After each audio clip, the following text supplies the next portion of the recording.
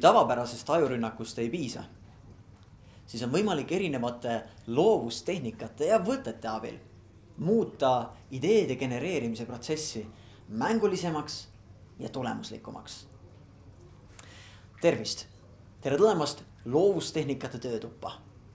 Olen Harald Lepisk, loovustreener ning näitan sulle järgmisena 3 võib-olla et kõige efektiivsemat loovustehnikat, mille abil sa saad enda koolitustel või töötubades käivitada osalejate mõttelendu vägevamalt.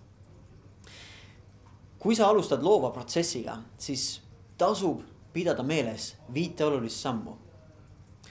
Kõige esimesena tuleb alustada sellest, et mõelda, millist probleemi ma üldse lahendan, millele ma lahendusi otsin. Kui sul see on teada, siis järgmisena saad kasutada mõnda loovustehnikat. See on siis see, et mingite võtete, põhimõtete kogum, mis aitab sul ideid leida, ideid genereerida. Genereerid ideed ära, seejärel 3. Vaatad genereeritud ideedele peale ja mõtled, kuidas neid rakendada, millisel moel mõningaid neist ellu viia. Seal sa tunnetad ära, millised on vahvam, millised on paremad ja selle põhjal 4. sa otsustad, millised nendest ideedest ellu viia, valid välja. Ja kui otsustatud juba on, siis 5. lihtne loogiline järeldus, vii ellu, vii oma idee ellu.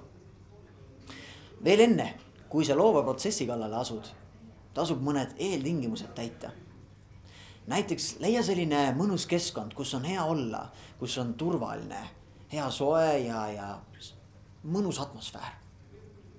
Teiseks, mida tasub teha, on see, et saada inimeste mõttelend käima, julgusta, et nad omavahel positiivselt nalja viskaks, et nad omavahel loovusmuskleid õrnalt juba soojaks saaksid.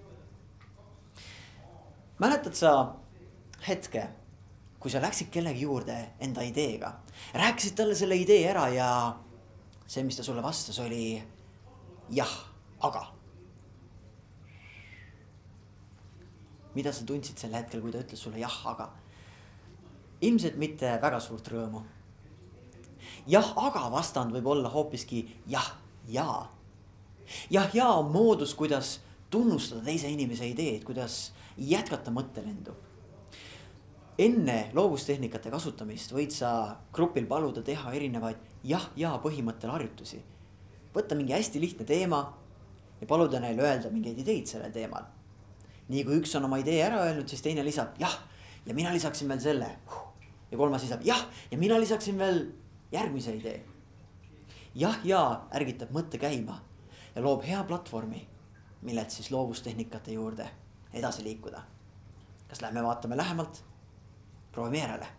Tähelepanu, tegemist on koolitusmeetodiga. Kõrvalnähtude tekkel pidage nõu teise koolitaja või oma superviisoriga.